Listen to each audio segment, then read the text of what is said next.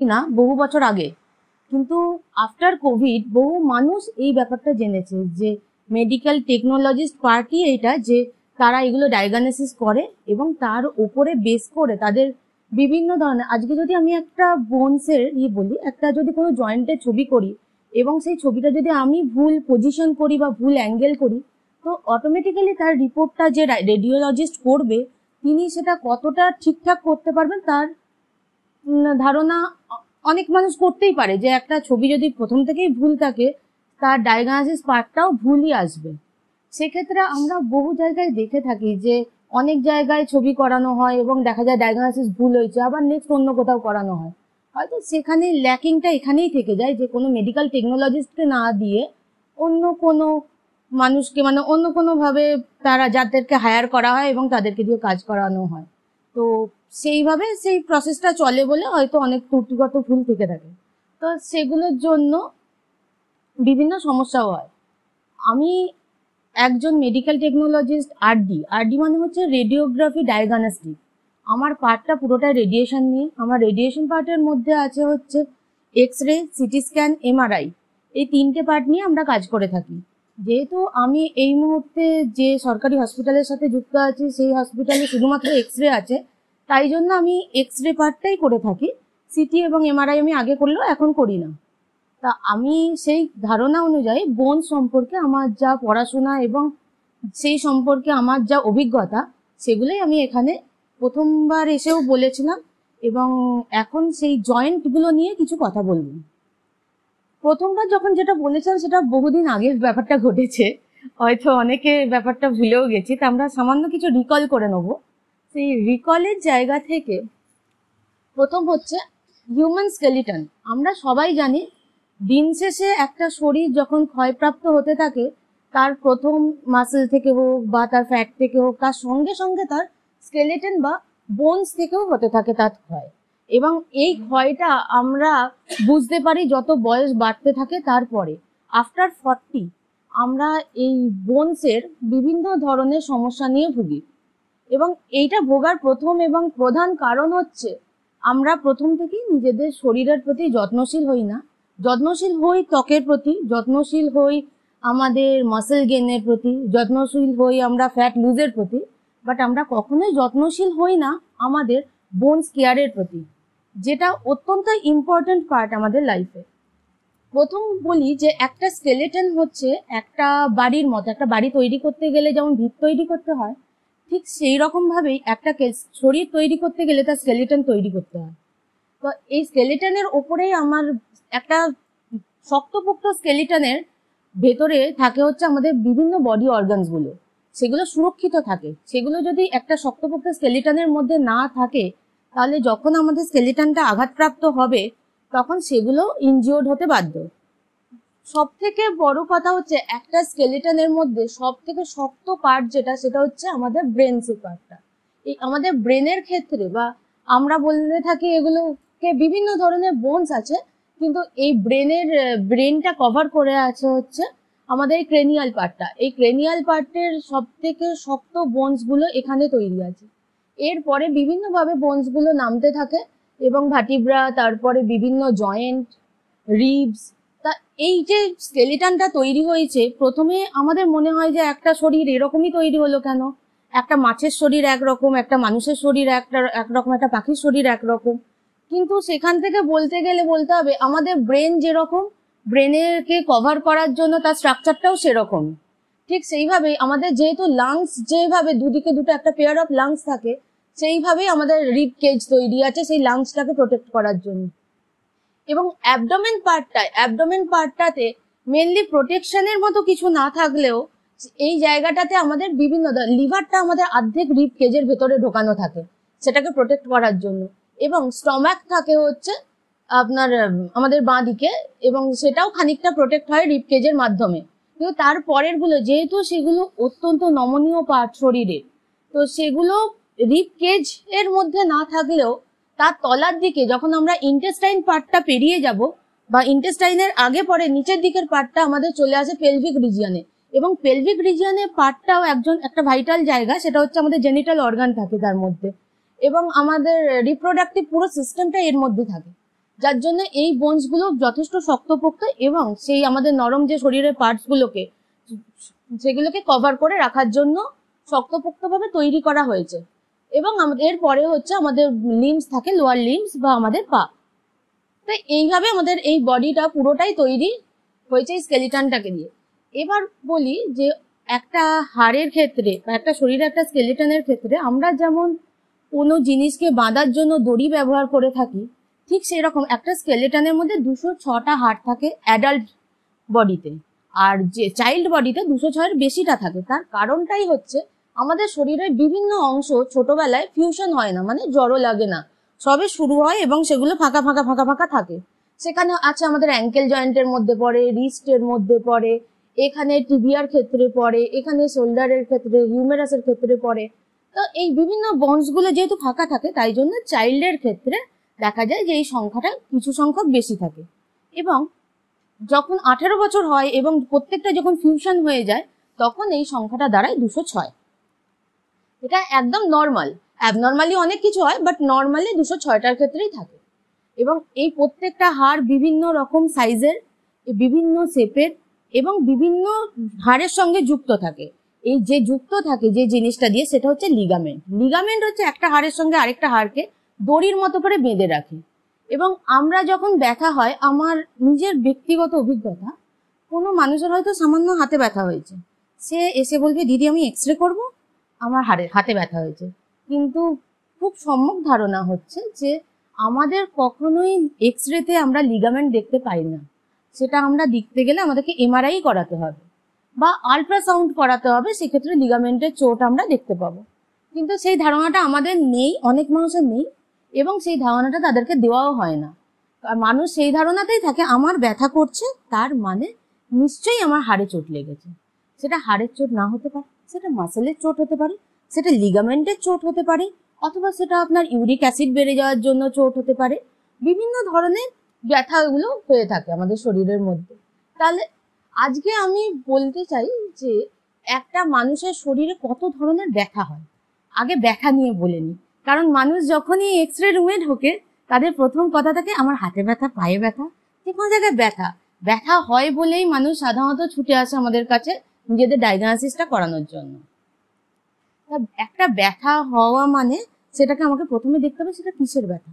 যদি চোটের ব্যথা হয়ে থাকে, আমাদের হয় এরকম যে কোথাও জায়গায় আঘাত পেলাম, তাই সেটা যদি আমরা কনসিয়াসলি পেয়ে থাকি, তাহলে আমরা জানি যে আচ্ছা আমার চোট লেগেছে, আমি ব্যথা পেয়েছি, তো সেখানে আমার সাময়িক হচ্ছে আগে বরফ দেবো। তো যে কোনো চোটের ব্যথাতে আমরা আগে বরফ দিই। বরফ দিলে কি হয়, সেই জায়গায় যে ইনফ্লামেশন হয় বা যেটা ফুলে থাকে, সেই জায়গাটা আস্তে আস্তে ঠিক হয়। তা সেটা অবভিয়াসলি আমাদের ওপর লেয়ারেই লেগে আছে।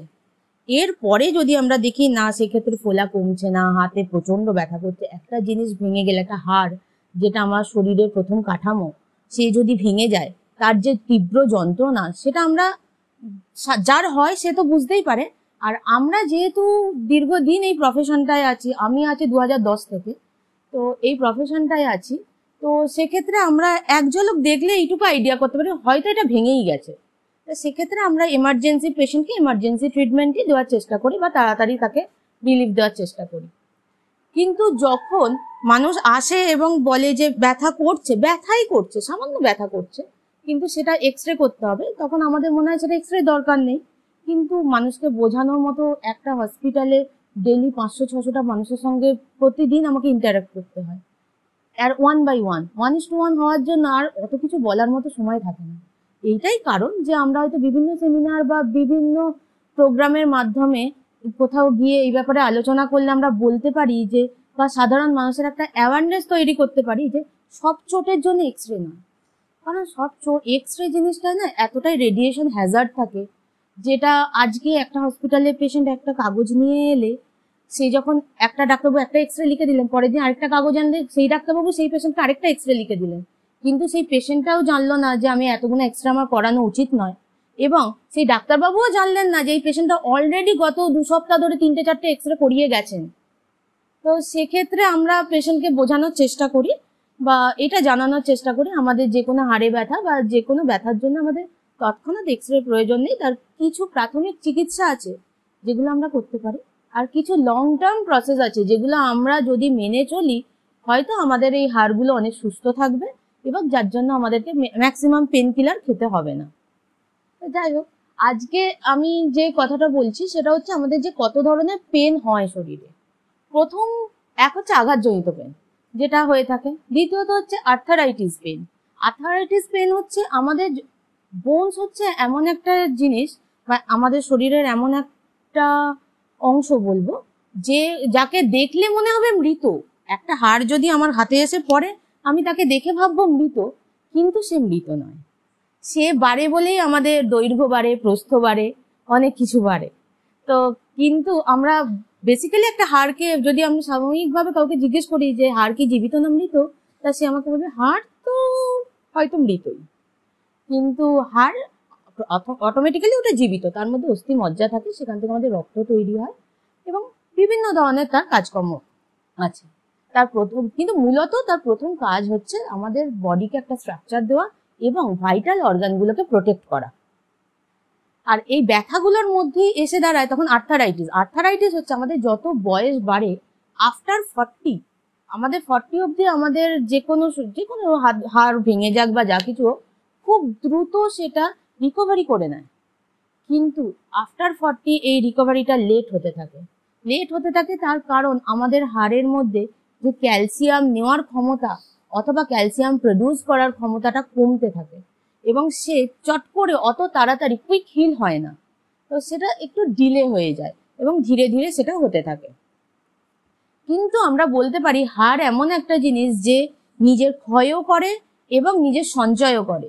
সে নিজের ক্ষতিও যখন তার ক্ষয় ঘটছে তখন সে সঞ্চয় করার চেষ্টা করছে। হয়তো অনেক কিছু আমাদের শরীরে ক্ষয় হলে সেটা সঞ্চয় করা যায় না, আর নতুন করে রিকভারি করা যায় না, কিন্তু হাড়ের ক্ষেত্রে সেটা করা পসিবল শুধুমাত্র ওষুধ দিয়ে নয়, সঙ্গে আমাদের নিজস্ব লাইফস্টাইল চেঞ্জ করে। এই আর্থারাইটিসের সমস্যা হচ্ছে এক হয় আমাদের হাড় ফুলে যায় কোনো কারণে এবং দুটো হাড়ে জোড়া লাগে, ঘষা লাগে, সেক্ষেত্রে হাড়ে পেন হয়। খুব স্বাভাবিকভাবেই যে আমরা জানি যে ঘর্ষণের মাধ্যমে যে কোনো জায়গায় গরম উষ্ণতা তৈরি হয় এবং যেহেতু আমাদের অলরেডি একটা লিভ টিস্যু বা একটা জীবন্ত একটা জায়গায় জীবন্ত সেল বলতে পারি, জীবন্ত সেল, তো সেক্ষেত্রে কি হয় যখন ওটা ঘর্ষণ ঘটে তখন তার মধ্যে যেমন জ্বালা যন্ত্রণা তৈরি হয়, সেই রকমই তৈরি হয় হচ্ছে ক্ষয়। ঘর্ষণের ফলে ক্ষয়ও তৈরি হয়, সেই ক্ষয় তৈরি হয়, এই ক্ষয়টাই হয়ে যাচ্ছে আর্থারাইটিসের কারণ। আর্থারাইটিস এবং এই আর্থারাইটিসের প্রধান কারণ হচ্ছে বিভিন্ন কারণে ক্ষয় হয়। আমার এই বয়সে এসে আমি এইটুকু অনেক মানুষের মুখে শুনেছি, বিশেষত মেয়েরা বিভিন্নভাবে বাইরে শুনে থাকে যে অনেক মানুষ বলে যে ও প্রচুর কাজ করে, ওর শরীরটা একদম ফিট। কিন্তু আমার পার্সোনালি আমরা যেটুকু পড়েছি বা যেটুকু জ্ঞান আছে আমরা দেখেছি যে মানুষগুলো আমাদের কাছে আসে, বয়স্ক মানুষ যারা উদয়স্ত খেটে যায় এবং প্রচুর কাজ করে, তাদের আলটিমেট দেখা যায় একটা সময় পর তাদের হাঁটু জোড়া লেগে গেছে, হাঁটুর যে ডিস্ক ফ্লুইডটা শুকিয়ে গেছে, হাঁটুতে হাঁটুর মধ্যে হাড়ে হাড়ে ঘর্ষণ ঘটেছে এবং আর্থারাইটিসের সমস্যা রয়ে গেছে। আর তার সঙ্গে যেটা সব থেকে বড় সমস্যা, যেটা আমরা চোখে দেখতে বুঝতে পারি না, একটা 60-70-80 বছরের একটা হেলদি মানুষ যার ক্ষেত্রে দেখা যায় যে তার হাড়টা আঁশের মতো হয়ে গেছে, হাড়টা ক্ষইতে ক্ষইতে এমন জায়গায় চলে গেছে অস্থিটা, যেটা আঁশের মতো বলা যেতে পারে এক প্রকার। সেটাকে আঁশ মানে কি পাতলা আঁশ সেটা নয়, বাট ওই রকম পর্যায়ে যে অত পোর্শন হয়ে গেছে তার। সেই ক্ষয়টা শুধুমাত্র তার লাইফস্টাইলের জন্যই হয়েছে, তার কারণ এক হচ্ছে সে সেটাকে নিজে খেয়াল করেনি, সেটাকে রিকভারির চেষ্টা করেনি এবং দ্বিতীয়ত সেটাকে ক্ষয় হতে দিয়ে গেছে ক্রমশ।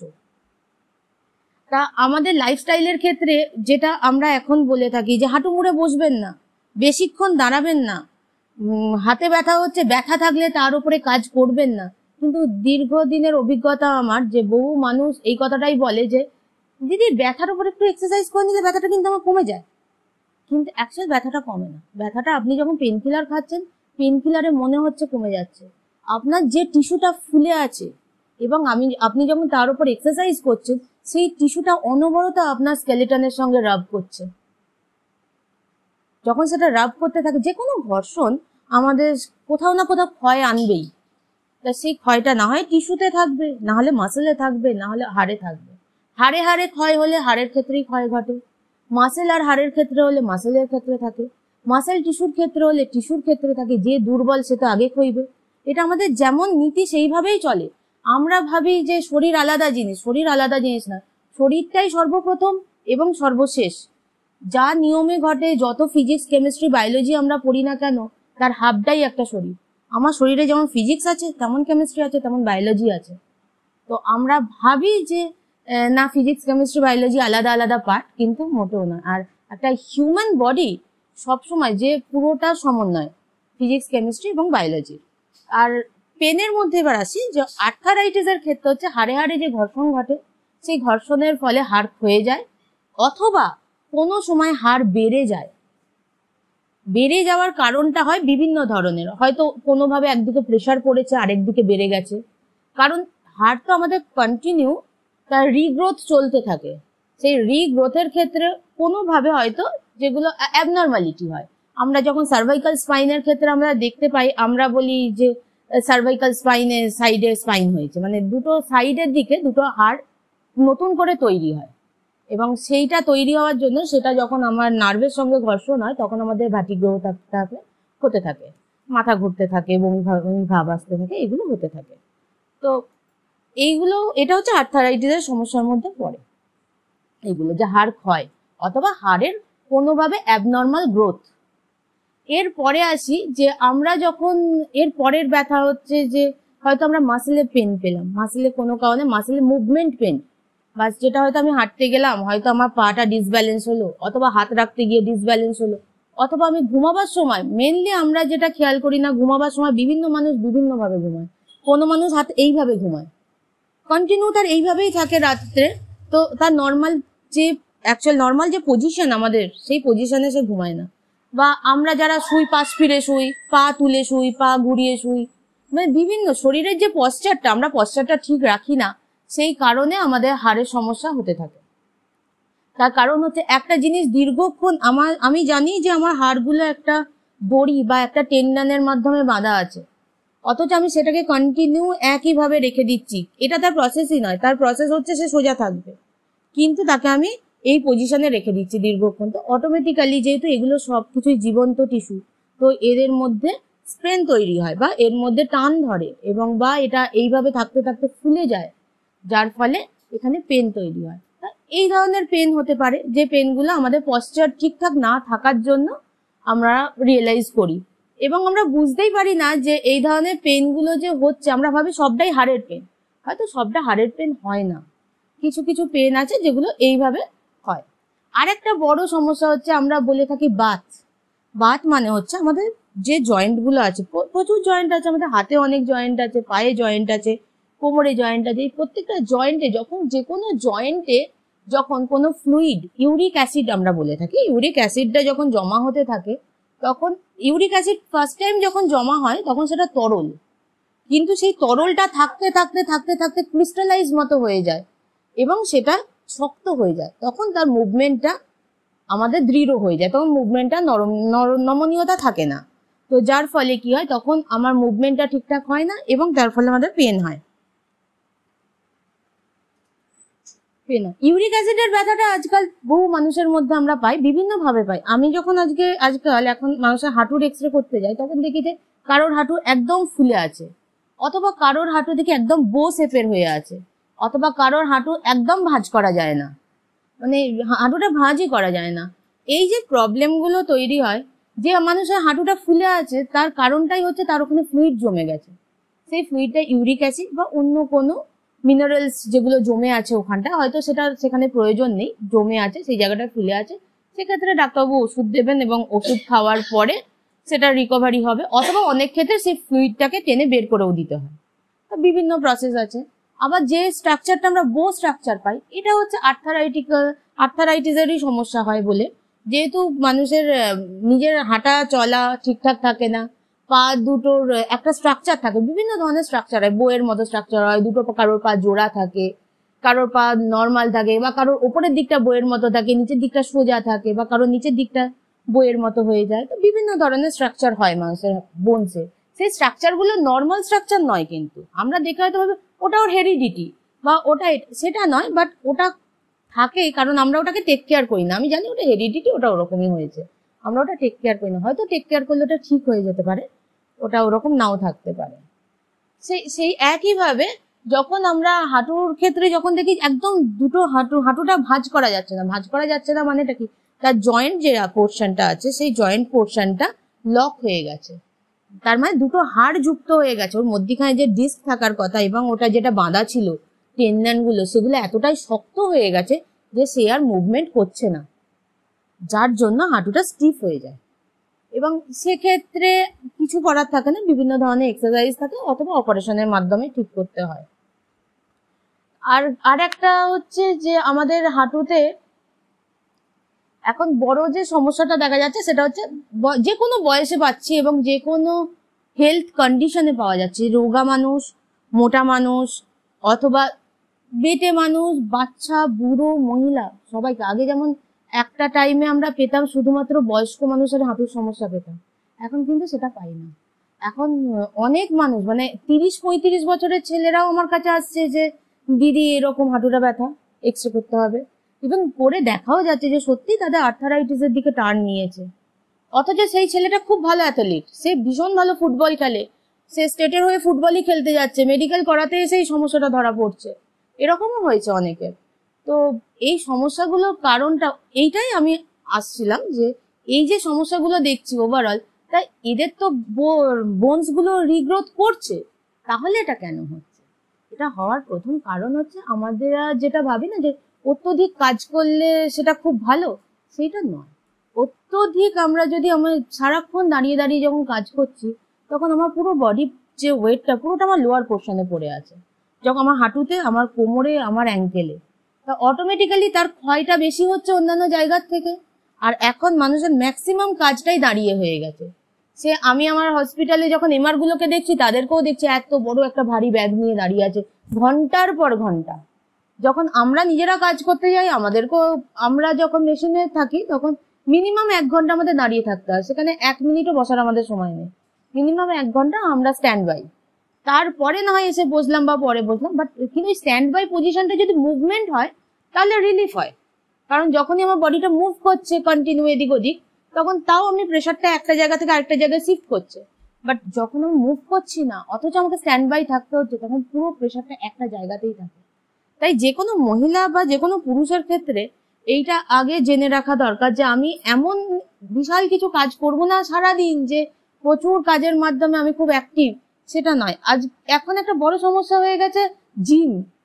ম্যাক্সিমাম ইয়াং ছেলেগুলো আসছে জিম থেকে, জিমে গিয়ে ঘাড়ে ব্যথা, জিমে গিয়ে কোমরে ব্যথা। দরকার নেই জিমে যাওয়ার। তাহলে তুমি জিমে যাও, তোমার প্রপার ট্রেনার থাকে না, তুমি ওয়েট তুলতে যাও, মাসেল গেইন করতে যাও, তোমার মেন স্কেলিটনটাই গিয়ে পড়ে, আঘাত পায়।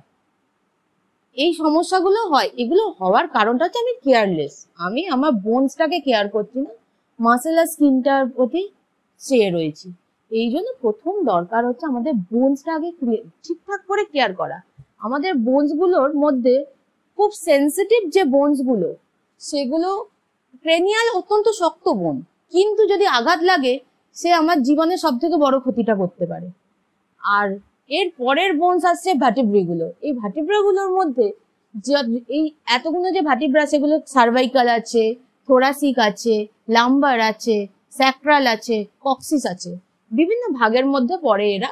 এই আমাদের ভার্টিব্রা যেগুলো আমরা ঘাড়ের মধ্যে পাই, আমরা এখানে 7খানা হচ্ছে আমাদের ভার্টিব্রা, হচ্ছে সার্ভাইকাল ভার্টিব্রা। এরপরে আমরা 12খানা পাবো থোরাসিক, এই যে থোরাসিক কেজটা, থোরাসিক কেজের যে ভার্টিব্রা গুলো আছে সেগুলোকে বলা হয়। লাম্বার হচ্ছে এই কোমরের পার্টটাকে বলা হয়। তারপরে স্যাক্রাম হচ্ছে আমাদের পেলভিক পার্টের মধ্যে থাকে, আর তার তলায় থাকে হচ্ছে কক্সিস। কক্সিসে 4টে, স্যাক্রামে 5টা, বাকি লাম্বারে 5টা, এরকম ভাবে থাকে ভাগ। তো এইগুলোর মধ্যে আবার কি হয়, এদের মধ্যে যে সমস্যা, এরা ফিউশন হয়ে যায়। কারণ এরা যে এক একটা করে ছোট ছোট এরকম বাটির মতো এক একটা করে স্পাইন, এরা যেমন রাখা আছে, এদের মধ্যখানে একটা করে ডিস্ক আছে বা বেড বলতে পারি। একটা বেডের ওপরে একটা, তলায় একটা, আবার তার তলায় একটা বেড, আবার একটা, আবার একটা। এই যে বেডটা আছে এর মধ্যে ফ্লুইড আছে। সেই ফ্লুইড গুলো কি করে না, বেড ওই অস্থিগুলোকে নড়তে চড়তে সাহায্য করে, এগুলোকে নড়তে সাহায্য করে, প্রোটেকশন করে। এই যে বললাম, প্রথম প্রোটেকশন হচ্ছে ক্ষয় রোধ করা। আমরা আগে ক্ষয় রোধ করার চেষ্টা করব। যতটা ক্ষয় রোধ করতে পারবো ততটাই আমাদের জন্য ভালো। এই ক্ষয় রোধ করার একটা বড় জায়গা হচ্ছে উল্টোপাল্টা মুভমেন্ট গুলো বন্ধ করা। আমি জানি আমি যখন হাঁটুটা এইভাবে শুই তখন আমার হাঁটুটায় ব্যথা হয়, এবং আমি ফিল করি আমার হাঁটুর ইনার পার্টটা, যেটাকে মিডিয়াল পার্ট বলে, মিডিয়াল পার্টে ব্যথাটা হচ্ছে, কিন্তু আমার কিছু করার থাকে না, আমি ওইভাবেই অভ্যস্ত। আমি ওইটা চেঞ্জ করার কথা ভাবি না। আমি সকালে উঠে ভাবি একটু ওষুধ লাগিয়ে নিলাম, অথবা একটু কিছু খেয়ে নিলাম, ওষুধ ঠিক হয়ে যাবে। কিন্তু সেটা হয় না। ওই ক্ষয়গুলো থেকে রোধ করতে হবে। যে কোনো মুভমেন্ট যখনই আমরা অনেকে বলে থাকে, যখন আমার শোল্ডারে পেন হচ্ছে তো বলে একটা এক্সারসাইজ কর, ছোটবেলায় করিস নি, হাত ঘুরিয়ে নে, সোজা উল্টো। কিন্তু ব্যাপারটা সেটা নয়। ব্যাপারটা হচ্ছে তোমাকে আগে জানতে হবে আমার কোথায় ব্যথা। আমার যদি এখানে ব্যথা হয় তাহলে আমি কিভাবে হাত ঘোরাবো, আমার যদি এখানে ব্যথা হয় আমি কিভাবে ঘোরাবো, অথবা আমি বুঝতে পারছি আমার পুরো গ্রিডেলটাতে ব্যথা, তাহলে আমি কিভাবে করবো। কারণ আমি যে কোনো ব্যথার উপর যদি আরো কাজ করি, যে কোনো ব্যথার প্রথম কারণই হচ্ছে না হলে ইনফেকশন হয়েছে, ও না হলে সেটা ফুলে আছে, না হলে তার ভেতরে হয়তো রক্তক্ষরণ ঘটেছে কোনোভাবে, অথবা সেই জায়গাটাতে হয়তো আমার আঘাত লেগে গেছে, এমনি আঘাত লেগেছে, সেই আঘাতে হয়তো রক্তক্ষরণ হয়নি বা ফুলেও যায়নি, কিন্তু আঘাতটা লেগেছে। আঘাতের যে দাপটটা থাকে বা যে জোরটা থাকে তাতে হয়তো সাময়িক একটা ব্যথা হয়েছে, যেটা ঠিক হয়ে যায়। কিন্তু আমরা সেগুলো না দেখে আগেই এক্সারসাইজ করে নিই। কারণ আমি জানি হাতের ব্যথা মানে এক্সারসাইজ করতে হয়, ঘাড়ের ব্যথা মানে বালিশ ঠিক করতে হয়, কোমরে ব্যথা মানে নিচু হতে নেই। মানে এগুলো আমাদের কিছু কিছু ধারণা আছে, যেগুলো কিছু জায়গায় ঠিক হলেও সব জায়গায় ঠিক নয়। তাই যে কোনো ক্ষেত্রে যখনই আপনার যে কোনো ব্যথা হবে, আগে সেটাকে আইডেন্টিফাই করা উচিত, এবং সেটা নিজেরাই করা উচিত। আজকে এটা ঠিক কথা, একটা ডাক্তারবাবু বা আমার যে প্রফেশন, আমার প্রফেশনে আমি তো আর এটা জন্ম থেকে শিখিনি। আমিও গেছি, একটু পড়েছি, একটু দেখেছি, একটু শিখেছি, তারপরে এসে করছি। আলটিমেট প্র্যাকটিক্যাল কাজটাই মেন আমার কাছে। তাই সব মানুষেরই উচিত, এখন যখন আমাদের হাতের কাছে মোবাইলটুকু আছে, অ্যাটলিস্ট একটু দেখে নেওয়া, একটা জায়গায় দুটো তিনটে চারটে ব্যাপার একটু চেক করে নেওয়া, যে এই মুভমেন্টটা করলে কি আমার ব্যথা হতে পারে। যদি ব্যথা হয় মুভমেন্টটা করলে তাহলে করবো না, না হলে বিভিন্ন ধরনের থেরাপি বা বিভিন্ন ধরনের এক্সারসাইজ আমরা অনলাইনে পেয়ে থাকি, যেগুলো করলে সেই ব্যথাগুলো থেকে আমরা বাঁচতে পারি। তাই আমরা আমাদের এই হার্টটাকে প্রথম বাঁচাতে গেলে আগে নিজেদের কেয়ার করতে হবে। দ্বিতীয়ত হচ্ছে ডাক্তারের শরণাপন্ন অবশ্যই হতে হবে, কিন্তু তার আগে সেলফ ট্রিটমেন্ট বলতে আমার নিজে পশ্চাৎ ঠিক করব, নিজে কিছু ওষুধ খেতে পারি। যেমন আমরা ক্যালসিয়াম নিয়ে থাকি, আমরা জানি যে আমার ক্যালসিয়াম লাগে, আর এটা অবশ্যই ডাক্তারের থেকে প্রেসক্রাইব করিয়ে নেওয়াই ভালো।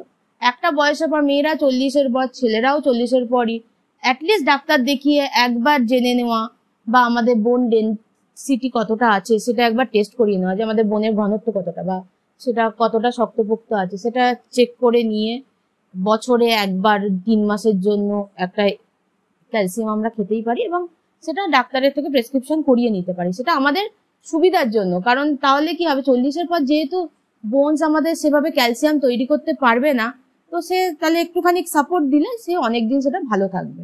তাই বোনসকে সবসময় ভালো রাখার জন্য, এই স্কেলেটনটাকে ভালো রাখার জন্য তাকে কিছু সাপোর্ট আমাদেরকে দিতে হবে, এবং আমাদের দেওয়া উচিত। এই মুহূর্তে ম্যাক্সিমাম সমস্যা আসছে হাঁটুর, যে মানুষগুলো দাঁড়াতেই পারছে না, প্রচুর পয়সা, কিন্তু মানুষগুলো দাঁড়াতে পারছে না। বহু মানুষের ধারণা আছে আমি যাব নি ট্রান্সপ্লান্ট করিয়ে নিয়ে চলে আসবো।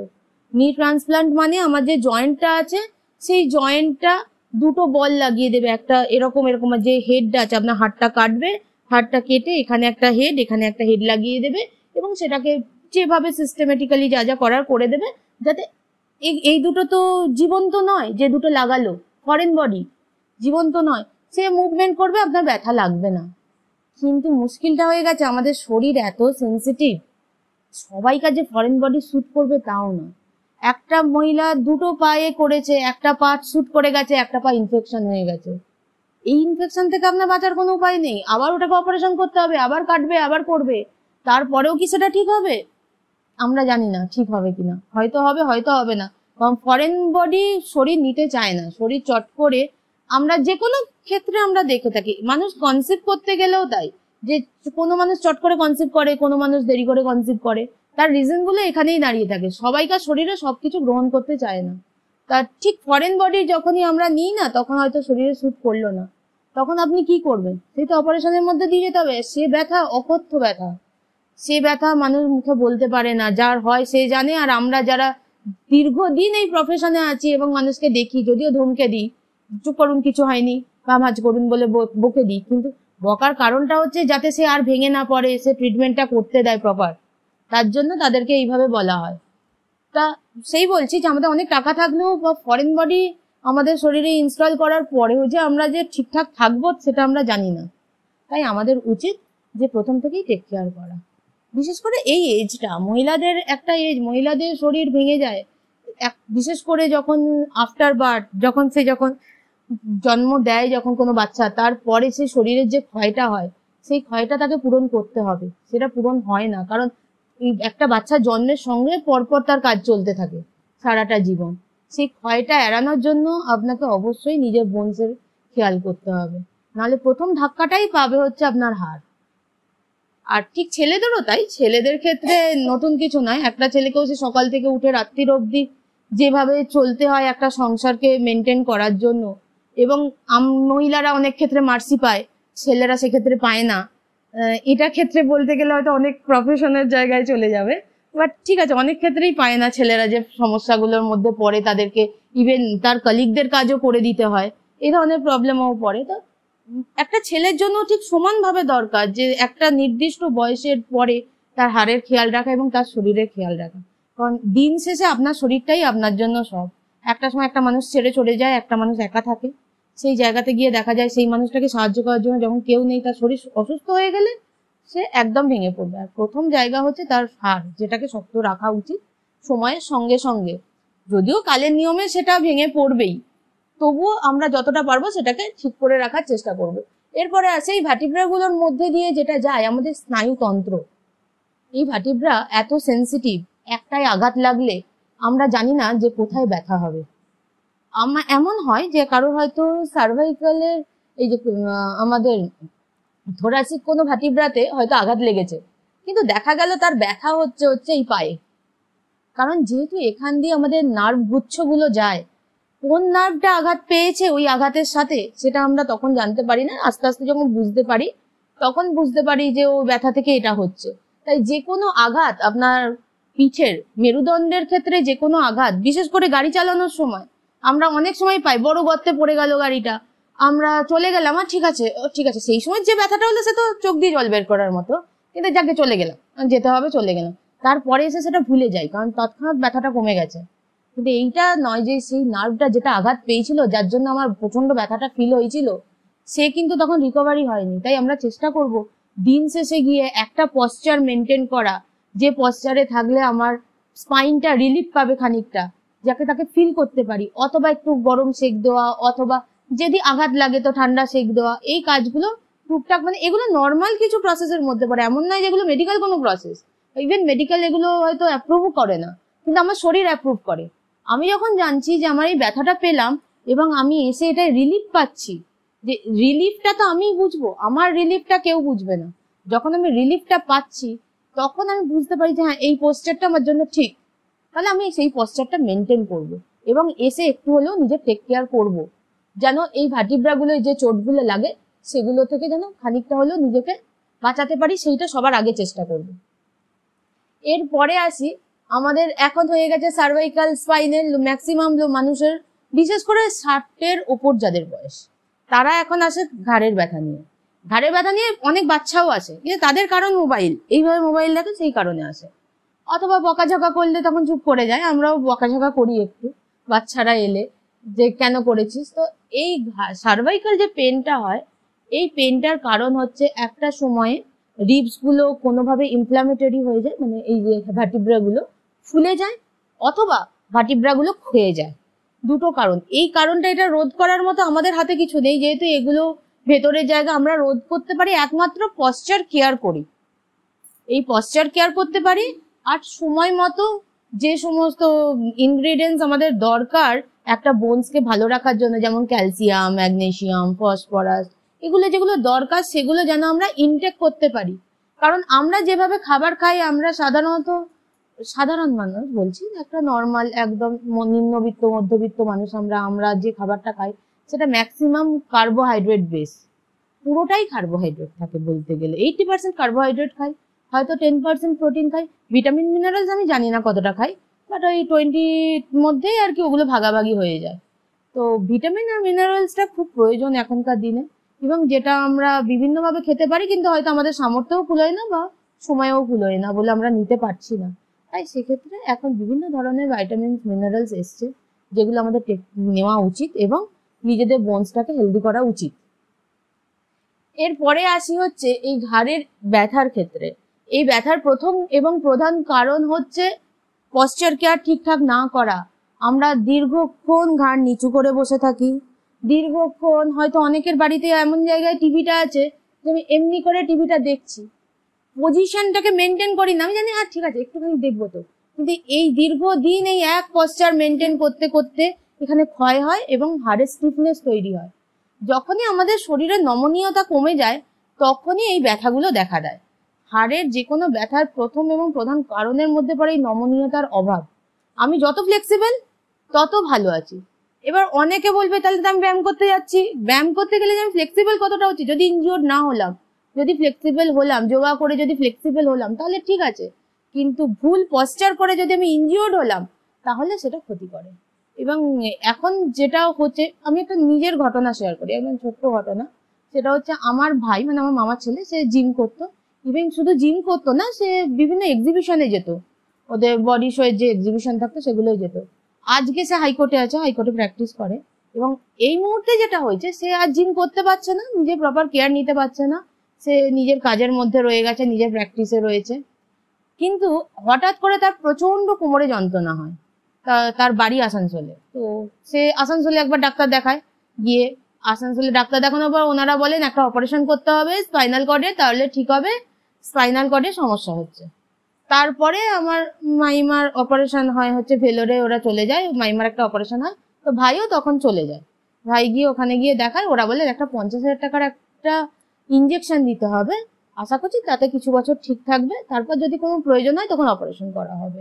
তো এর কারণটা ছিল ওই যে জিমে যে ওয়েট করতো, মানে ওয়েটগুলো লিফটিং করতো, এই ওয়েট লিফটিং এর ক্ষেত্রে ওর কোনোভাবে প্রেসার পড়েছিল বা কিছু, এই যার জন্য এই পেনটা তৈরি হয়েছে। তা কিন্তু ওরা ট্রেন্ড, ওরা গিয়ে করেছে ওগুলো, অত প্রেসার নিয়েছে, সেই সময় নিজেদের বডি বিল্ড করেছে, নিজে মাসল তৈরি করেছে, কিন্তু তার জায়গায় যেটা হলো সেটা হলো পার্মানেন্ট ড্যামেজ হয়ে গেল একটা ডিস্ক। যে ডিস্কটাকে আজকে 50,000 টাকা দিয়ে একটা ইঞ্জেকশন নিয়ে রেখেছে, কিন্তু সেটা পার্মানেন্ট সলিউশন হবে না, তারপরেও তাকে আবার যেতে হবে, চেক আপ করতে হবে, এবং তাকে হয়তো ফার্দার অপারেশনের প্রসেসে যেতে হবে। তাই আমরা বলি যে কোনো প্রসেস বহু বছর, আমাদের তো ভারতীয় সংস্কৃতি তো বহু বছরের পুরনো, হাজার হাজার বছরের বলতে গেলে। তো সেখানে কোথাও জিম ছিল না, কোথাও ওয়েট লিফটিং ছিল না, কিন্তু তারপরেও প্রচুর আমরা মানুষ দেখেছি যারা বিশাল বড় বড় বডি বিল্ডার ছিল, কিন্তু তারা বডি বিল্ডিং করেছে। এবং আমরা তো আমাদের লোকালেও দেখেছিলাম যে বিভিন্ন ধরনের ক্লাব ছিল, ব্যায়াম সমিতি ছিল, যেখানে ব্যায়াম করানো হতো। তাই মানুষের উচিত নর্মাল একটু ব্যায়ামের প্রসেসে যাওয়া, এবং যোগা টোগার প্রসেসে গিয়ে নিজে, যোগা প্রসেসটা এমন একটা প্রসেস যেটা আপনার মেন্টাল হেলথের সঙ্গে বোনস হেলথটাকে কম্বাইন্ড করতে পারে এবং দুটোকে একসাথে টেক কেয়ার করে। এই প্রসেসে গেলে আমরা হয়তো আমাদের শরীরে অনেক বেশি রিলিফ এনে আনতে পারবো। আর একটা বড় জিনিস যেটা হয়তো আমাদের পক্ষে মেনে চলা সম্ভব নয়, আমার পক্ষে তো একদমই সম্ভব নয়, সেটা হচ্ছে সুগার কন্টেন্ট কম করা। যত আমরা মিষ্টি খাবো আমাদের হাড়ের ক্ষয় তত বেশি হবে, যত আমরা কোল্ড ড্রিঙ্কস খাবো তত আমাদের হাড়ের ক্ষয় বেশি হবে। কার্বনেট সবসময় আমাদের হাড়কে ক্ষয় করতে থাকে, তাই আমাদের চেষ্টা করতে হবে এই জিনিসটা যতটা কম নেওয়া যায়। ওই জন্য আজকালকার ম্যাক্সিমাম বাচ্চাই আসে যাদের গ্রোয়িং এজে আমরা জানি একটা গ্রোথ পেন হয়, জয়েন্টে পেন হয়, কিন্তু এদের ক্ষেত্রে সেই পেনটা প্রচন্ড হয় এবং ওষুধ খেতে হচ্ছে। এবং সেই হিসেবে আমরা মানে একটা ভালো পরিবার যেখানে সমস্ত কিছু আছে, প্রচুর যথেষ্ট টাকা পয়সা আছে, তবুও সেই বাড়ির বাচ্চা যেটা জেনেটিক্যালি নয় তার গ্রোথ ছোটই হয়েছে। তার কারণটা হচ্ছে তার এক্সেসিভ ফুড হ্যাবিট, যেটা যে বাইরে জাঙ্ক ফুড হ্যাবিট, সেই হ্যাবিটটার জন্য। তাই আমাদের যে কোনো ক্ষেত্রে আমাদের ফুড হ্যাবিটটাকে নিজেদেরকে চেঞ্জ করতে হবে। আর হচ্ছে এই সার্ভাইকাল স্পাইনের ক্ষেত্রে আমাদের নিজেদের পশ্চার কেয়ার করতে হবে। সার্ভাইকাল স্পাইনের ক্ষেত্রে গরম সেক খুব কাজে দেয়, যদি না সেটা চোট লেগে হয়। যে কোনো পেন যদি চোট লেগে না হয়, গরম সেক তার জন্য খুব কাজে দেয়। এই যে আমরা বলি না যে রিউমা আর্থারাইটিস, ওই যে কি বলে বাত হয়েছে, যেটা তো গার্ড যেটা হয়, সেই গার্ডের ক্ষেত্রে অনেক সময় বলি যে আমরা গরম সেক দিতে। গরম সেক দেওয়ার কারণটা হচ্ছে যে ফ্লুইডটা শক্ত হয়ে গেছে, আমরা ভাবি সেটা হয়তো নরম হয়ে যাবে, সেটা একটু আরাম পাবো, সেইভাবে গরম সেক দেওয়া হয় এবং গরম সেকে রিলিফও হয় খানিকটা। তাই ঘাড়ের ক্ষেত্রেও আমাদের স্পাইনাল কর্ডের সার্ভাইকালের ক্ষেত্রে যদি কোনো সময় আমাদের ব্যথা হয় এবং আমরা ফিল করি সেই ব্যথাটা পশ্চারের জন্য হয়েছে, আগে আমরা কিছুদিন ব্যথাটাকে কমানোর জন্য চেষ্টা করব, বালিশ নেব না, এর যে অ্যাকচুয়াল আমাদের যে বডি পশ্চার সেটা মেনটেন করে শোবো, একটা কাপড় বা একটা বড় শক্ত তোয়ালে যেটা রোল করে নিয়ে জাস্ট ঘাটটুকুর মধ্যে দিয়ে শোবো, যাতে ঘাটটুকু রেস্ট পায় এবং তার পেনটা একটু কমে। আর দীর্ঘকালীন ব্যথা থাকলে তাহলে আমাদের জন্য গরম সেক অত্যন্ত ভালো, উপকারী, যে প্রত্যেকদিন সন্ধ্যেবেলা একটা নির্দিষ্ট টাইম করে আমি একটু গরম সেক নিলাম, সেক্ষেত্রে উপকার পাওয়া যেতে পারে। আর এই ঘাড়ের ব্যথার পরেই আসে হচ্ছে শোল্ডার পেন। আমরা অনেকেই মিস্টেক করি ব্যাপারটাকে, যে আমার ঘাড়ে পেন হচ্ছে ভাবি শোল্ডার পেন হচ্ছে, আবার অনেকে শোল্ডার পেন হয় বলে এখান থেকে পুরো ব্যথা করছে। ব্যাপারটা হয়তো যেহেতু জায়গাটা খুব কাছাকাছি অত রিয়েলাইজ করা যায় না এক্সাক্ট পেনটা কোথায় হচ্ছে। শোল্ডারের ক্ষেত্রে যদি পেন হয়, আমরা বলে থাকি ফ্রোজেন শোল্ডার, সেক্ষেত্রে স্টিফনেস তৈরি হয়। যে কোনো পেন মানে পেন কখন হয়, যখন আমি কোনো একটা মুভমেন্ট করতে চাইছি কিন্তু আমার বডি করতে দিচ্ছে না, তখন আমি তার ব্যথা অনুভব করি। সেই ব্যথাটার কারণটাই হচ্ছে ঘর্ষণ। যখনই কোনো ঘর্ষণ হচ্ছে তখনই আমি ব্যথা অনুভব করছি, তখন বলছি ব্যথা হচ্ছে, আমি হাত তুলতে পারছি না, হাত নাড়াতে পারছি না। এই ফ্রোজেন শোল্ডারের ক্ষেত্রে এই জায়গাটার মধ্যে বিভিন্ন ধরনের স্টিফনেস আছে, এখানে আমাদের বিভিন্ন মাসেল আছে, লিগামেন্ট আছে, এখানে আমাদের যে এই হাড়, এই যে জয়েন্টটার মধ্যে কোনো সময় যদি ফ্লুইড জমে যায়, যেটা আমরা বলছি ইউরিক অ্যাসিডের জন্য হয়, তো যদি ফ্লুইড জমে যায় তাহলে এই স্টিফনেস গুলো আসতে পারে। সেক্ষেত্রে ফ্রোজেন শোল্ডারের জন্য প্রথম এবং প্রধান চিকিৎসাই হচ্ছে ফিজিওথেরাপি করানো।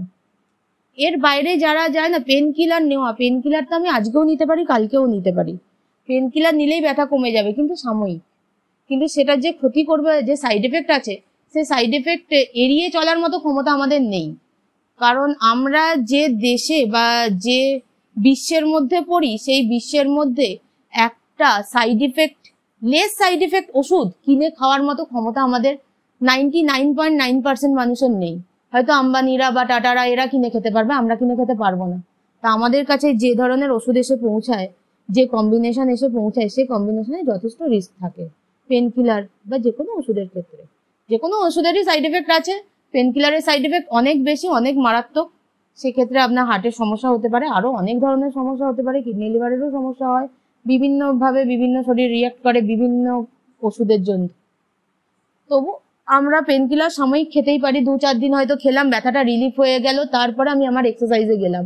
আর একটা প্রথম কথা হচ্ছে যে কোনো পেনের ক্ষেত্রে আমরা যেন কখনোই আজকে আমার ব্যথা শুরু হয়েছে মানে আমি আজকে এক্সারসাইজ করতে শুরু করব, এরকম অভ্যাস আছে অনেক মানুষের, আজকে ব্যথা মানে আজকে এক্সারসাইজ শুরু করি ঠিক হয়ে যাবে। কখনো না, যখন কোনো ব্যথা থাকবে আগে আপনি শান্ত হবেন, ধীর হবেন, স্থির হয়ে আগে ব্যথাটাকে কমানোর দিকে চলবেন। কিভাবে ব্যথাটা কমানো যায় সেটার জন্য যদি 2টো পেন কিলার খেতে হয়, 2-3 দিন খাবো, ব্যথাটা কমে গেল, তারপরে আমি সেই এক্সারসাইজটা শুরু করব। এইটা করলে ব্যথাগুলো থেকে খানিকটা, মানে ব্যথা তো হবেই, হয়তো একটু রিলিফ পাওয়ার পরে যেটা হবে সেটা হবে এই ব্যথাটা আমি লং টার্মের জন্য পেছনে ফেলে দিতে পারবো এবং অনেকগুলো দিন ভালো থাকতে পারবো। কিন্তু ব্যথার উপর যে কোনো এক্সারসাইজ বা ব্যথার উপর যে কোনো কিছু যদি আমি আবার যদি সেই মুভমেন্ট করতে যাই, তাহলে সেই ব্যথাটা বেড়ে যাবে বা ইনফ্লামেশন, যে ভেতরে যে টিস্যুগুলো ফুলে আছে সেগুলো নিজেদের সময় পাবে না নিজেদেরকে ঠিক করার, সে আবার আরো বেশি ক্ষয় হতে থাকবে। তাই জন্য আমরা এইটুকু সতর্কতা আমাদের নিজেদের হতে হবে, যে সতর্ক নিয়ে থাকতে হবে যে আমরা যেন এমন কাজ না করি যার জন্য আমাদের শরীরটা বেশি পরিমাণ ক্ষতি হয় বা বেশি পরিমাণ ক্ষয় হয়।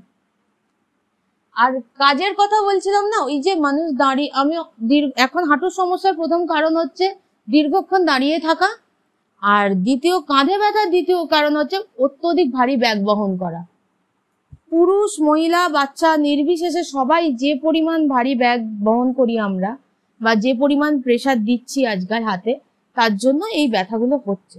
কিন্তু কিছু করার নেই, আমাদের সবাইকে সামাজিকভাবে চলতে হবে এবং নিজেদের কাজ করে যেতে হবে। তার জন্য কিছু নিয়ম নীতি মেনে চলবো এবং কিছু খাবার মেনে চলবো। খাবারের মধ্যে আসি কিছু ডায়েট, যে ডায়েটের মধ্যে আমাদের প্রথমেই এই মুহূর্তে একটা নতুন ট্রেন্ড চলছে, সেটা হচ্ছে আমরা কার্বোহাইড্রেটটাকে ত্যাগ করে দিই, না খাই, আর যে প্রোটিন বেসড ডায়েট নিই। এখানে একটা বড় সমস্যা যেটা চোখে পড়ে, আমরা যত হাই প্রোটিন খাবার খাবো আমাদের কিডনি তত বেশি কাজ করতে শুরু করবে এবং কিডনির শক্তি তত বেশি ক্ষয় হবে। যত হাই প্রোটিন খাবার খাই তার জন্য কিডনির অনেক বড় ক্ষতি হয়ে যায়। তাই যে কোনো ডায়েট আমাদের মধ্যে এখন যে টেন্ডেন্সি হয়েছে, যেহেতু মেডিকেল প্রফেশনে থাকার জন্য কি হয়, বহু মানুষের সঙ্গে মিশি, তো বহু ধরনের সমস্যা একটার সাথে একটা রিলেটেড। হয়তো কেউ একটা কোমরে ব্যথা নিয়ে এলো, তখন দেখা গেল তার দুটো কিডনি খারাপ। একটা 36-37 বছরের ছেলে এসেছিল যার কোমরে ব্যথা, ডাক্তার নর্মালি একটা এক্স-রে করতে দিল, সেগুলো করে টোরে যখন নিয়ে গেল ইউএসজি করলো, আর এক্স-রে ইউএসজি দুটো তো একই, আমরা তো রেডিওলজি আন্ডারে পড়ি। তো আমাদের কি হয়, ইউএসজি পাশের ঘরটায়, আমরা ইউএসজি অ্যাসিস্ট করতে পারি, ইউএসজি করতে পারি না। তো ইউএসজি ঘরে যখন গেলাম, তো স্যারেদের কথা হলো যে দিদি দেখেছেন এটা, এই ছেলেটা জিম করতো, হাই প্রোটিন খেয়ে দুটো কিডনি শেষ হয়ে গেছে। তাই এই জিনিসটা, এই অ্যাওয়ারনেসটা আমাদের নেই যে হাই প্রোটিন, আমরা ভাবছি প্রোটিন ইনটেক করে নিচ্ছি, প্রচুর প্রোটিন ইনটেক করছি, বাট সবকিছুর একটা নিয়ম আছে। সেই নিয়মটা মেনে নেওয়ার জন্য কিছু, এখন ওই জন্য ভাগ হয়েছে। আমরা না আগে ভাবতাম যে ডাক্তার, একটা ডাক্তার সেও তো মেডিকেল কলেজে 5 বছর পড়ছে, তাই সে কেন সবটা দেখে না, তার কারণটা হয়ে গেছে বিভিন্ন মানুষের বিভিন্ন সমস্যা হয়েছে।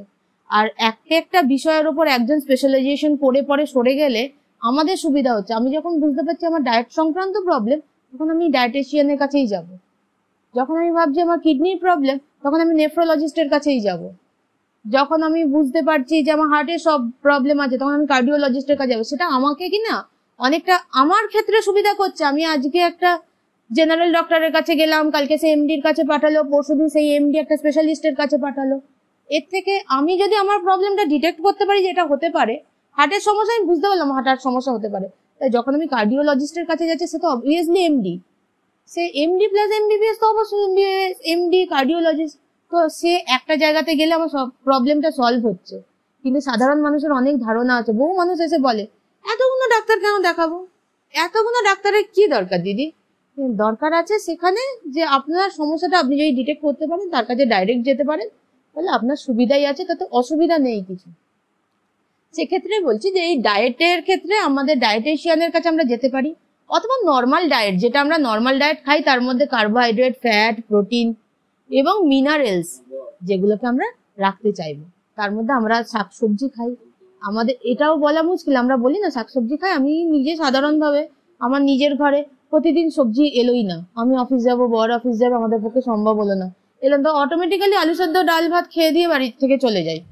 তো সেক্ষেত্রে বলছি এটা একটু মেনটেন করা যেতে পারে, যদি যে আমি একটা সমস্ত সবজি দিয়ে ঝোল খাবো। এটা আবার করতে গেলে বাড়ির একটা বড় সমস্যা, একজন এক একটা জিনিস খায়, একজন এক একটা জিনিস খায় না, বিশেষত পুরুষদের নিয়ে সমস্যা এটা, তেনারা শুধু ঝোল খান না, তো তাদের জন্য খাবার তৈরি করো, আলাদা আলাদা একটা ঝোল তৈরি করো, বাচ্চার জন্য একটু স্পাইসি তৈরি করো। এই রকম না করে আমাদের সবাইকার এখন অ্যাটলিস্ট যে মানুষ আমরা যারা এগুলো শুনছি, তারা এইটুকু বুঝি যে দিন শেষে মুখ থেকে গলা অবধি খাবারটা নামার মধ্যে টেস্টটা শেষ হয়ে যায়, কিন্তু তার রেস্ট অফ যার এফেক্টটা, সেই এফেক্টটা কিন্তু থাকে স্টমাকের পর থেকে। তাই শুধুমাত্র মুখ থেকে গলার এই যে আমাদের ভালো লাগা বা এই টেস্ট, এই যে একটা আনন্দ সাময়িক, দু মিনিটের আনন্দ, যেটাকে সবসময় চিবিয়েও আমরা খাই না, সেটা খেলেও অনেক কাজ হয়, সেটাও আমরা হয়তো খাই না, অর্ধেকটা চিবিয়ে গিলে নিই। সেইটুকু যদি আমরা কন্ট্রোল করতে পারি, সেক্ষেত্রে আমরা এমন একটু খাবার খাবো যাতে ভিটামিন, মিনারেলস, তার সঙ্গে কার্বোহাইড্রেট, ফ্যাট, প্রোটিন সবটা মিলে থাকবে, কিন্তু হ্যাভক কিছু হবে না যে আমার কিডনি এফেক্ট করবে, বা এমন কোনো ফ্যাট খেলাম না যেটা আমার হার্ট এফেক্ট করবে, বা এমন কোনো বিশেষ করে কি যেটা মেন যে আমাদের হাড়ের ব্যথার একটা বড় কারণ, যেটা পুরুষরা বলে না, কিন্তু পুরুষদের মধ্যে প্রচুর এই ব্যাপারটা থাকে, ওদের শরীরে যে ব্যথাটা হয়, হয়তো ওরা বললে কারোর কিছু করার থাকে না বা কেউ শোনার থাকে না বলেও হয়তো বলে না, বিভিন্ন ধরনের মানুষ থাকে তো জীবনে। তো এই হাড়ে ব্যথাটা একটা বড় কারণ হয় কিন্তু আমাদের স্মোক করা। স্মোকিং কিন্তু বোন হেলথের জন্য সব থেকে খারাপ, স্মোকটাকে অ্যাভয়েড করা উচিত। স্মোক তো শুধু বোনসের জন্য না, আপনার লাংসের জন্যও খারাপ। স্মোকটাকে যতটা পারবে অ্যাভয়েড করলে একটা ছেলের শরীরের বিভিন্ন ধরনের ক্ষমতার ক্ষেত্রে 40% ইনক্রিজ হয়, সেটা বোন হেলথ থেকে এমনি যে কোনো হেলথ থেকে ওদের ইনক্রিজ হয়। তাই স্মোকটা এড়িয়ে চলা ভালো একটা পুরুষের জন্য। কম করুক, যে অনেকটা করে সে আর একটু কম করুক, যে করে অল্প করে সে একদম কমিয়ে দিক। আর এছাড়া হচ্ছে যে ডায়েটের মধ্যে ওই যে বললাম, ডায়েট নিজেরা আমরা নেব না কখনোই। আমরা নর্মাল ডায়েট যেটা আমরা ঘরে খাই বা আমাদের দাদু ঠাকুমাদের আমল থেকে দেখে এসেছি, যে একটু শাক, একটু একটা তরকারি, একটু ভাত, একটু মাছ, এরকম ডায়েট খেলে এই ডায়েটটা নর্মাল ডায়েট। এর মধ্যে কোনো প্রোটিনও বেশি নেই বা অন্য কিছুর কোনো বিশাল হ্যাবকি। হ্যাঁ, যেটা আছে সেটা হচ্ছে ভাত, মানে কার্বোহাইড্রেট। আমরা কার্বোহাইড্রেটটা অনেকটা নিয়ে নিই, তার সঙ্গে অল্প অল্প তরকারি নিই, সেই জায়গায় তরকারিটা একটু বেশি নিই, কার্বোহাইড্রেটটা একটু কমিয়ে দিই। একটু স্যালাড নিতে পারি, নেওয়া উচিত, কিন্তু নেওয়া না গেলে কিছু করার নেই, যে নিতে পারে নেবে, কিন্তু নেওয়াটা সবসময় উচিত। আগে স্যালাডটা নিয়ে নেওয়া, তারপরে অল্পখানিক ভাত খাওয়া। এবং আর একটা বড় সমস্যা যেটা এই খাবারের সঙ্গেই আসে, সেটা হচ্ছে জল। আমরা একটা সময় সবাইকার মুখে শুনেছিলাম যে জল হচ্ছে জীবন। সত্যি জল জীবন, জল আমাদের লাগে। কিন্তু এখন এমন একটা দাঁড়িয়েছে, কোনো একটা জিমে গেলে সে বলবে আপনি 7 লিটার জল খাবেন, আপনি 5 লিটার জল খাবেন, আপনি ওভারওয়েট, আপনি তার জন্য মিনিমাম 8 গ্লাস জল খাবেন। কিন্তু ব্যাপারটা এখানে নয়। জল আমাদের খুব, যেহেতু ব্যাপারটা রেকর্ডিং হচ্ছে আমি তার নাম বলবো না, কিন্তু একজন এমডি, অত্যন্ত বয়স্ক, আমাদের চুঁচুড়া শহরে, আমাদের চুঁচুড়া হসপিটালে ছিলেন। তা উনি বলেছিলেন তোমার শরীর যখন যেটা চাইবে ততটুকুই খাবে, বেশি খাবে না। আমি যদি আজকে বেশি জল খাই, আমি জানি আমি এক্ষুনি জল খাবো, আমি 1 ঘন্টার মধ্যে আমাকে টয়লেট যেতে হবে, আমি হয়তো জল খাওয়ার 0.5 ঘন্টা পর আবার জল খেলাম, তাহলে আমাকে আবার টয়লেটে যেতে হবে। তাহলে মোটামুটি টয়লেটের রেশিওটা যেটা আমি 1 ঘন্টা পর যাচ্ছে, সেটা 0.5 ঘন্টা অন্তর আমাকে যেতে হচ্ছে। সেটা কি নর্মাল জিনিস? নর্মাল নয়। আমি কখন জল বেশি খাবো? যখন আমি দেখছি ডিহাইড্রেটেড হয়ে যাচ্ছি। আমি আজকে দেখলাম যে প্রচুর আমি বাইরে যাচ্ছি, বাইরে ঘাম হচ্ছে, আমি তখন জল নিয়ে গেলাম, অনেকটা করে খেলাম। কিন্তু নর্মাল ফেজে যে এমন নয় যে আমাকে মেপে মেপে 7 লিটার জল খেতে হবে বা 8 লিটার জল খেতে হবে। কারণ মানে ওই ডাক্তারবাবুর কথাতে উনি বলেছিলেন যে তুমি যত জল খাবে তোমার কিডনিকেই তত ফাংশন করতে হবে, কিন্তু ফাংশনটা তো অন্য কেউ করবে না। আর কিডনির সঙ্গে রিলেটেড ব্লাডার। এবার তুমি ভাবো, যখন অনেকটা জল খেলে এবং সেটা কিডনি হয়ে ব্লাডারে গেল, তো ব্লাডারটা তো ভরে যাবে আলটিমেট আমাকে সেটাকে গিয়ে পরে খালি করতেই হবে। তো এই এতটা জল খেয়ে তুমি কতবার বাথরুম যাবে, কতবার এই কাজটাই করবে। তা আলটিমেট হচ্ছে আমাদের শরীর তখনই চায়। আমি যখন জল তেষ্টা পাই, আমি আজকে এত বড় হয়ে গেলাম, হয়তো আমার জলের তৃষ্ণা নেই, মানে জল তৃষ্ণা আমার পায় না। আমার যখন মনে হয় যে খুব জল তেষ্টা পেয়েছে, বা হয়তো এমন সময় হলো যে বোতলটা তুললাম, তখন বললাম অনেক জল খেয়ে নি, তখন বুঝলাম যে তৃষ্ণা পেয়েছে। নিয়ম করে যেহেতু খাই না, তাই জন্যই সমস্যাটা হয়। এটার অনেক সাইড এফেক্ট আছে, সেটা হচ্ছে ইউরিনালি অনেক সমস্যা ঘটে, অনেক ধরনের অসুবিধা হয়।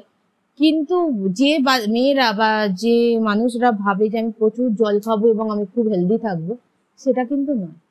তাই সবকিছু লিমিটের মধ্যে খাওয়াটাই হচ্ছে একমাত্র প্রথম এবং প্রধান সলিউশন। সেই যেমন আমি বেশি ভাত খাবো না, তেমন বেশি প্রোটিন খাবো না, তেমনই বেশি পরিমাণ জলও খাবো না। একটা জল নির্দিষ্ট 3 লিটার 4 লিটার, ম্যাক্সিমাম 4 লিটার হলে অনেক হয়ে যায়। এবার যাদের বাইরে বেরোতে হয়, রোদে থাকতে হয়, ক্রমাগত তাদের ঘাম হচ্ছে, ডিহাইড্রেশন হচ্ছে, তাদেরকে সেক্ষেত্রে একটু বেশি নিতে পারে। সেক্ষেত্রে তারা ওআরএস নিতে পারে, নুন চিনি জলও গুলে নিতে পারে। কিন্তু সেইভাবে সে যার যেমন প্রয়োজন সে ততটুকুই নেবে। আমি যদি ভাবি যে জিমে গেল, যে ছেলেটা জিমে 2 ঘন্টা খরচ করছে আর ঘাম ঝরাচ্ছে, তার যতটা জল দরকার ততটা জল আমারও দরকার, সেটা মোটেও না। প্রত্যেকের শরীরের নির্দিষ্ট চাহিদা আছে এবং সেই চাহিদা মেপে আমাদের নিজেদের জল গ্রহণ করা উচিত। তাহলে খাবার আর জল এই দুটো গেল, তার সঙ্গে গেল হচ্ছে আমাদের নিজেদের চলাফেরা করার। আমরা সবসময় চেষ্টা করবো নিজেদের বডি পশ্চার মেনটেন করা, বসা থেকে শোয়া থেকে নিজেদের একটুখানি যদি কনসিয়াসলি করি, হয়তো তারপরে সেটা হ্যাবিটে পরিণত হবে। আমিও করি ইদানিং, অফিসে চেয়ারে গিয়ে বসে থাকি এমনি করে পা দুটো ছড়িয়ে, কিন্তু যখন মনে পড়ে যে না কোমরটা ব্যথা করছে, তখন আবার পিছিয়ে নিজের পশ্চারটাকে সোজা করি এবং নিজের স্পাইনটাকে সোজা করে বসার চেষ্টা করি, যাতে এই ব্যথাটা না বাড়ে। তা এটা আমাদের সবাইকার হয়, কিন্তু আমরা একটু কনসাস হই যাতে আমরা এরকম না করি। আর দ্বিতীয়ত হচ্ছে মাটিতে বসে, মাটিতে আমরা যখন সবজি টবজি কাটতে বসি হাঁটু ভাঁজ করতেই হয়, কখনো হাঁটু ভাঁজ করতে হয়, কখনো হাঁটু খুলে করতে হয়। তো যখন যেটা করি না কেন আমি নিজেকে চেষ্টা করব যে আমি যেন আমার পশ্চারটা, যেটা আমাকে পেন দিচ্ছে না, রিলিফ রাখছে, সেই পশ্চারটা একটু মেনটেন করতে। আর আমার নিজের একটা ইনসিডেন্ট বলি, সেটা হচ্ছে যে আমি কিছুদিন আগে, আমি নর্মালি বাড়ি খুব একটা কাজকর্ম করি না, তো কিন্তু কিছুদিন আগে একটা, আমার মা ছিল না, আমি অসুবিধায় পড়ে, যাই হোক আমি রান্না বান্না সব করতে গেছি। আমি তো যেহেতু মাটুতে বসবো না, কারণ আমার নিজেরই কোমরের সমস্যা আছে, তো আমি দাঁড়িয়ে দাঁড়িয়ে একটা ছুরি দিয়ে পুরো বাঁধাকপি কাটা, মানে যত যা সবজিপাতি সব কাটা বাটা সব করেছি, এবং তাতে আমার হাতের ওপর এত প্রেসার পড়েছিল, হয়তো ভুলভাল পশ্চার হয়েছিল তখন ফিল করিনি বা কিছু, এত বাজে একটা পজিশন হয়ে গেছিল যে এই হাতটা আমার রীতিমতো সবসময়ের জন্য ঝিনঝিন করতো। মানে হাতটা কোনোভাবে, আমি রাত্রে শুতে পারতাম না, যখন সোজা করে হাত রেখেছি তাতেও এই হাতে অসম্ভব ব্যথা হতো। তো আলটিমেট গিয়ে আমি ডাক্তার দেখালাম, হাড়ের ডাক্তার যখন দেখালাম, সেটাও অনেকদিন পর, নিজেও টেক কেয়ার করিনি, একটু পরে যখন গিয়ে দেখালাম তখন তারা বললো সিটিএস হয়েছে, carpal tunnel syndrome. Carpal tunnel syndrome হচ্ছে যে আমাদের এখানে 8খানা কার্পাল বোনস আছে, এই বোনসের মধ্যে দিয়ে আমাদের প্রচুর নার্ভ গেছে, প্রত্যেকটা আঙুলে নার্ভ গেছে, এই যে নার্ভগুলো গেছে এটা কোনোভাবে সাপ্রেসড হয়ে আছে, এটাকে প্রেসড করে দেওয়ার জন্য এই নার্ভগুলো কোনোভাবে ঠিক মানে ঠিকঠাক করে ব্লাড ফ্লো করছে না বা কিছু, যার জন্য আমার এই হাতের এই 3টে আঙুল, এই পোর্শন পুরোটা ঝিনঝিন করে একদম হাতটা। তো আমি অর্ধেক রাস্তা গাড়ি চালিয়ে পরে অর্ধেক রাস্তা আমাকে থেমে যেতে হয়। তো যাই হোক, তার জন্য আমাকে একটা রিস্ট ব্যান্ড দেওয়া হলো, এবং আমার এটার লাস্ট সলিউশন হচ্ছে অপারেশন করা। কিন্তু এই অপারেশনটা খুব পেনফুল। এই অপারেশনটায় যে ইঞ্জেকশনগুলো দেবে, সেই ইঞ্জেকশনগুলো মানে জ্যান্ত অবস্থায় নেওয়া খুব কঠিন, কিন্তু নিতে হবে এবং এটা করাতেও হবে। তাই বলছি যে মানে এই পশ্চারটা আমি পরে বুঝলাম, এটার প্রথম কারণ হচ্ছে ওই যে আমি যে বারবার ছুরিতে কেটেছি না, ওই যে কাটার জন্য প্রেশার পড়েছে। আর আমি স্কুটি চালাই, দীর্ঘক্ষণ স্কুটি চালাই, সেই স্কুটি চালানোর জন্য এই সমস্যাটা হয়েছে। তা এটা শুধু আমার একার সমস্যা নয়, এই সমস্যাটা আমার এমন কিছু বন্ধুদের মধ্যে পেয়েছি যারা আমার সঙ্গে একইভাবে রিলেটেড, তারাও দীর্ঘক্ষণ স্কুটি চালায়, এবং আমি এবং আমার বাচ্চা, মানে আমরা সবাই হেভি ওয়েটের মধ্যেই পড়ি। তো আমাদের কি হাতে প্রেশারটা অনেক পড়ে, স্কুটিতে যখন বাচ্চাকে নিয়ে যাতায়াত করতে হয়, ওঠা নামা, এই ক্ষেত্রে অনেক প্রেশার পড়ে। এই সমস্ত ব্যাপারটা না এই প্রেশারের জন্য হয়েছে। তাই এমন নয় যে আমি অনেক কাজ করলাম মানে আমার শরীর ফিট আছে, একদমই না। আমরা সেই কাজটুকুই করব যেটুকু কাজ আমার শরীর মানবে বা পারমিট করবে। কারোর জন্য এমন কিছু করব না বা এত কাজ করতে ছুটবো না যে আমার শরীরটা নিচ্ছে না, কারণ আমাদের সবাইকার শরীর আলাদা আলাদা ভাবে তৈরি। যে ছেলেটা বাচ্চা বয়স থেকে অনেক ওজন নিয়ে বড় হয়েছে সে একরকম কাজ করতে পারবে, যে ছেলেটা বাড়িতে পড়াশোনা করে বড় হয়েছে সে একরকম ভাবে কাজ করবে। তাহলে সবাইকার শরীর যেহেতু সমান নয়, তাই কাউকে দেখে বা কারোর দ্বারা ইন্সপায়ার হয়ে আমি এমন কিছু করব না যাতে আমার নিজের হেলথটা নষ্ট হয়। আর বোনসের ক্ষেত্রে সবসময় আমরা টেক কেয়ার করব, কারণ বোনসকে বাইরে থেকে দেখা যায় না। যেটা সমস্যা হয় এটাই যে আমার মুখে একটা পিম্পল হলো, আমি দেখতে পেলাম, একটা ক্রিম ঘষে নিলাম, আমার কোথাও চুল উঠে যাচ্ছে, চুল পেকে যাচ্ছে, আমি একটু কিছু লাগিয়ে নিলাম, কিন্তু বোনসটা আমি দেখতে পাই না। তাই বোনসের টেক কেয়ার করার জন্য আমাকে সব সময় অ্যালার্ট থাকতে হবে। যেখানে আমার মনে হবে আমার হাড়ের সমস্যা হচ্ছে, যতটুকু আমি পারবো আগে প্রথমে ডিটেক্ট করার চেষ্টা করব, না পারলে অবশ্যই আমি নির্দিষ্ট ডাক্তারের কাছে যাব এবং সেই সংক্রান্ত পরামর্শ নেব। আর বোনসকে ঠিক রাখার জন্য আমরা অবশ্যই ভিটামিন আর মিনারেলস, যে দুটো আমার দরকার, ভিটামিন ডি অত্যন্ত অনিবার্য, কিন্তু এমনও নয় ভিটামিন ডি এর একটা নির্দিষ্ট কোর্স আছে, এমন নয়। আমাদের ইন্ডিয়ায় একটা কালচার আছে, আমি দোকানে গেলে আমাকে যে কোনো ওষুধ দিয়ে দেবে, আমার চেনা দোকান আমাকে যে কোনো ওষুধ দিয়ে দেবে, কিন্তু আমি সেই ওষুধের সাইড এফেক্ট জানি না, আমি কখনোই নিজে নিজে সেটা নেব না। আমি আগে ডাক্তার দেখাবো এবং তারপরে নেব। অথবা ডাক্তার মানে এমনও বলছি না যে আমি সবসময় অ্যালোপ্যাথি ডাক্তার দেখাবো, আমি হোমিওপ্যাথি দেখাতে পারি, আমি আয়ুর্বেদ দেখাতে পারি, বিভিন্ন ধরনের ডাক্তার আছে যেখানে আমি দেখাতে পারি। হাতুড়ে বাদে যারা প্রফেশনাল বাই প্রফেশনাল মেডিকেলে আছে তাদের ক্ষেত্রে আমি দেখাতেই পারি। তো বিভিন্ন রোগের চিকিৎসা বিভিন্ন রকম হয়, বিভিন্ন অ্যালোপ্যাথি, হোমিওপ্যাথি, আয়ুর্বেদিক, এদের বিভিন্ন প্রসেস আছে, প্রত্যেকেরই নির্দিষ্ট প্রসেসের মাধ্যমে কাজ হয়। আয়ুর্বেদিকেও যেমন অপারেশন হয় সেরকম হোমিওপ্যাথিতেও হয়। আমরা জানি কলকাতা যে হোমিওপ্যাথি কলেজ আছে, মেডিকেল কলেজ, সেখানে কিন্তু অপারেশনও হয়।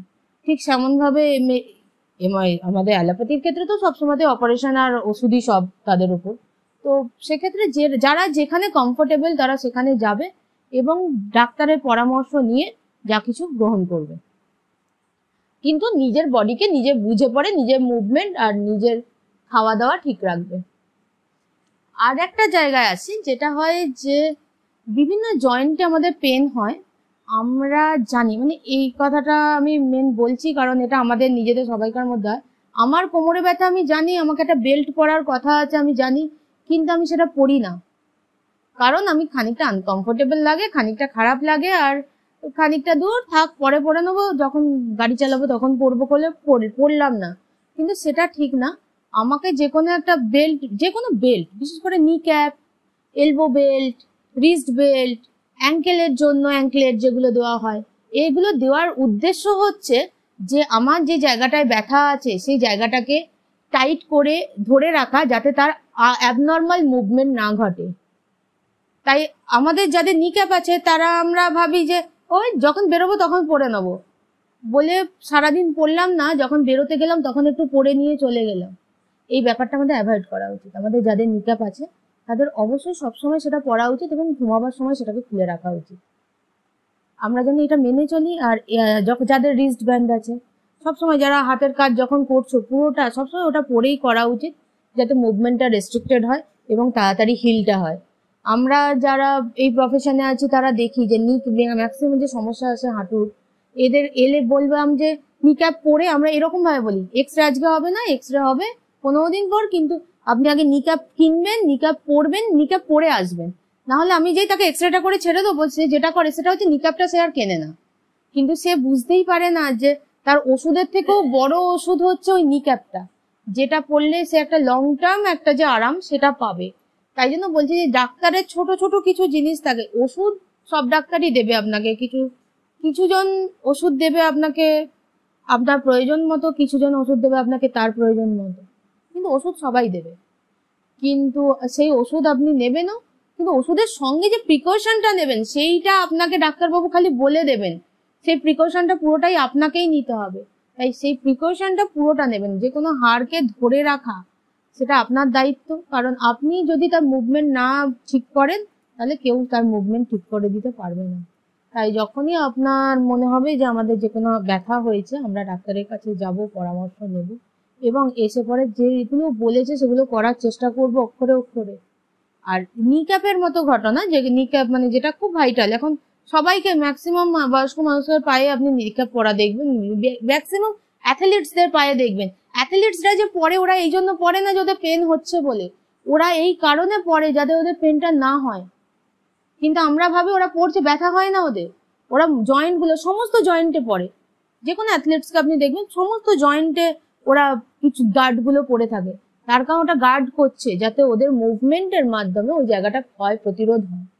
তাই সেটা আমরাও যেন একটু মেনে চলি যে যাদের এই ধরনের ক্ষয় হয়ে আছে তারা যেন সেটা প্রতিরোধ করতে পারে।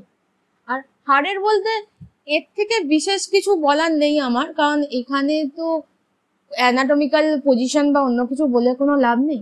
শুধু আমাদের মেন যে আমরা সাধারণ জীবনে চলতে গেলে আমরা কি করে এইগুলো থেকে বাঁচবো, যেই ব্যথাগুলো থেকে কম যাতে হয় এবং আমরা যাতে আমাদের হাড়টাকে ভালো রাখতে পারি, তার জন্য এই শুধু কথাগুলো বলা। এর কোনো এমন নয় যে এটা মেডিকেলের ঊর্ধ্বে, বা এমনও নয় যে এই কথাগুলো মেনে চললে আপনার অনেক উপকার, মানে আপনি সাথে সাথে রিলিফ পাবেন, সেটা না। এটা একটা নর্মাল প্রসেস। এই প্রসেসের মধ্যে দিয়ে যদি আমরা যাই, আমরা নিজেরা নিজেদের হাড়কে অনেকগুলো দিন বাঁচিয়ে রাখতে পারবো ভালোভাবে। আর যেহেতু আমরা দীর্ঘদিন ধরে এই প্রফেশনটাতে দেখছি, এই প্রফেশনটাতে কিন্তু খুব বড় সমস্যা, আমাদের তো কিডনি হার্টের সমস্যা হয়, সেগুলো তো হবে যাই হোক, কিন্তু এই যে স্কেলিটনের সমস্যাটা না, এই সমস্যাটা যখন আমরা ধরতে পারি তখন আমাদের রিকভারি করতে অনেক কষ্ট হয়, হয়তো রিকভারি করাও যায় না। তাই স্কেলিটনটাকে প্রথম থেকেই আমরা যদি চেষ্টা করি যে ঠিকঠাক রাখতে, কারণ সে তো এমনিও চারদিক দিয়ে ঘেরা, তাকে যদি আমরা চেষ্টা করি যে আরেকটু ভালো রাখতে, সেটা আমরা রাখতে পারি শুধুমাত্র নিজেদের অভ্যাসের দ্বারা।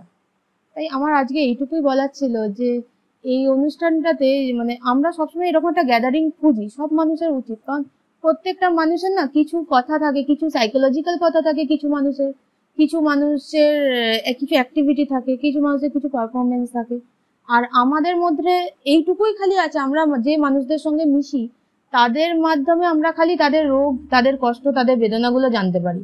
তাই আমাদের চেষ্টা থাকে আমরা যদি কোনো গ্যাদারিং এ পৌঁছাই সেখানে যেন এইটুকু কনভে করতে পারি যে সেই মানুষগুলো কি করলে তারা তাদের হার্টটা বা তাদের এই যে ব্যথাগুলো থেকে একটু রিলিফ পেতে পারে।